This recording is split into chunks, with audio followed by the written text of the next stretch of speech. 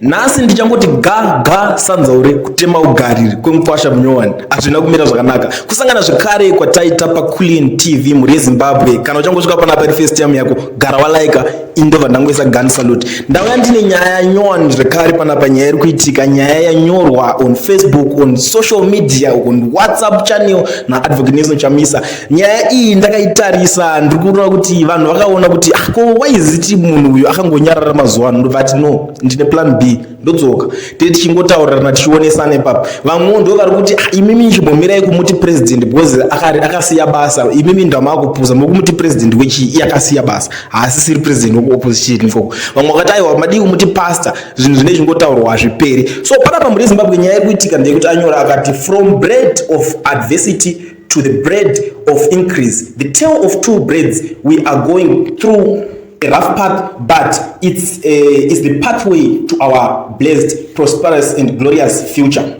All this current nonsense shall disappear. Common sense shall be common anyway. All this begging shall go away. We shall be leading and lending nation. Plenty is our portion. Zimbabwe shall be fruitful again. Revival is coming. Vanyora zvake verse yake Isaiah 30 verse 20 23, receive the Sabbath blessing. Do mashoko anga akanyorwa vakanyora padande mutande ravo pamasocials avo ndo vavati #God is in it. But chinhu chandazoona panapa chiri kuitika ndechekudai so mukuru akatotaimira kuti ndoita sei kuti ndinzwe kuti vanhu vari kufunga sei, vanhu vari kuita sei. Ndobva arova comeback yake, the return, madzokera arikuda kuita strategy asati atanga kudhila nevanhu. Akati ngaimbotanga ndashandisa social media kucommunicate nevanhu tichinzwa kuti vanhu vari kuti kudii. So muri Zimbabwe ndo mamwe mafungiro evanhu ndava nawo panapa nhasi tichida kuonesana kuti vanhu vacho vari kumboti kudii. So panapa ndatanga this comment ndasangana nayo zvikanzi kababa kanonyepa guys, kakambonyepa kuti V11 riripo, now akatinyepera kuti soon topinda muoffice. Umwe akati ndakamboita makore nchibelieve in you but ndakazozviona kuti hamuna plan kunge ninyowo zvangu. Mumwe ari kutaurozve, mumwe akati mavhesi awo tabo, what's the way forward? You are just quiet Mr. President. Tuchidii zvino tangove hwai dzisina muridzi, hatichazive kana wekutenda kwaari. Feels like we are lost in the jungle. Ndo mashoko ari kutaurwa nemumwe. Mumwe akati asi Nero timboita man to man talk, wakabvira rini uchivimbisa kuti zvichanaka. Ndakakuona pahard talk rimwe gore uchiti kuchauya mabullet train, wona post yawabva kuposta uchiti futi zvichanaka Nero. Mwari ngaave newe shamwari. Mumwe akati hazvidi magwaro izvi, pakudiwa action, maoko, fight to get what you want. Verses never change anything. Ndo mashoko ari kutaurwa nemumwe amene utandinga chifungo se vanhu havadi kuzvinzwa kazvinhingirikini zvebhaibheri but mafungiro avo vanhu. Mumwe ndobva ati the man without solution, quoting his book Without Solutions, religion is obsessed with the end of the world. You can't use it to fix anything on earth.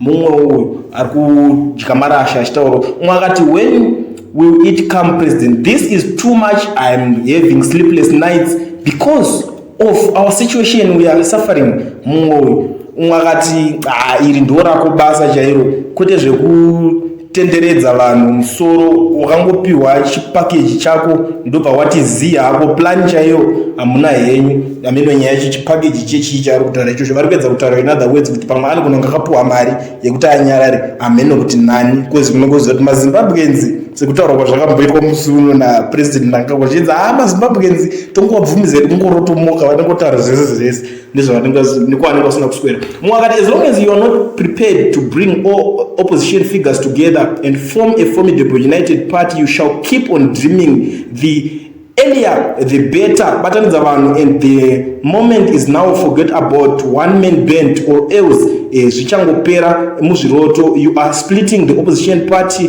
zvisati zvamboitika in the history of Zimbabwe, and I don't think God is in it. Munhu wese wakakosha plus spread love, not hate speech. Ameno kuti hate speech yacho vakainzwa kupi, but document yake yari kuningina tongo irespect wa comment yake yakadaro. Mwakati wapera sehondo yekurwanda kudhara yemahutu namatutsi ini nevamwe vangu taneta nemabible verse takutoita kunge tiri kusabata mumwe waitaura izvi mumwe akati we no longer have hope and tired of empty promises. You were our beacon of hope and our locomotive, but you derailed and we are lost in the wilderness. Now we are being tossed left, right and center. We are cursed generation without hope. Now this is your calling, not zvekupenga zvawaita zviya. You are realized that you were never a politician in the first place. You were just an activist from university, just like even Mawarire. And when the real politicians flex their muscles, activists fall by the way.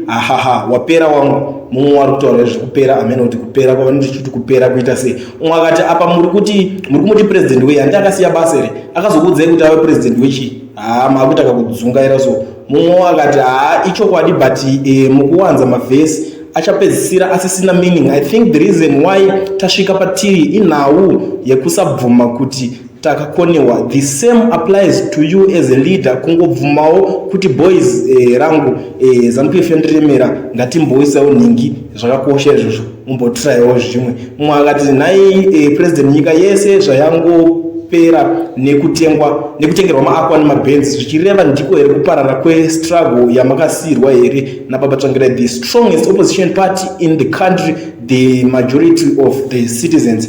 Mumwe ari kutaura izvo. Mumwe akati zvomanje manje ndiwo kurira but strategy yekukurira muvengi wako hauna chipo kungotiudza mashoko ekusimbisa but tichirohwa nenhamo zvedu. Mumwe akati kusvika 2030 baba siya politics so that the citizens have no choice than to fight for themselves. Amene kuti vari kurambidzwa nani to fight for themselves.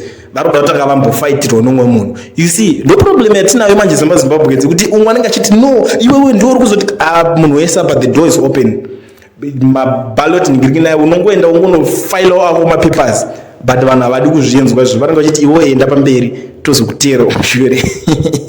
Woziva munhu vanenge vachipopotaka but munhu yese anotobvumidzwa kuregister political party muZimbabwe. Mari yako chete inenge chingodiwa ipapo ubva ungoregister utoita mapepa ako ari proper zvatopera wakutocontesta. But anyway muri Zimbabwe ndo nyaya ndandakakubatira zvekare nhasi tichizivisana tichionesana mashoko evanhu ari kukandwa kuna advocate Nelson Chamisa. Sekutaura kwandazviita ndakati vakaongorora kuti what's the way forward. Ndoita sei kuti ndinzwe zvekutaurwa nevanhu. Kutenderera nyika ineyi yese haingaperi kutenderera. Panoshandiswa fuel yakawanda ende kune vamwe vasingakwanisa kuzosvikirika pavari but with social media vanokwanisa kunzwa vanhu vari nyika yese pasi rese left right center vanhu vachingotaura zvavari kufunga. Ndo nyaya ndandakakubatira zvekare nhasi pachannel yenyu yeCoolen TV. Munoziva kuti inini I will never disappoint.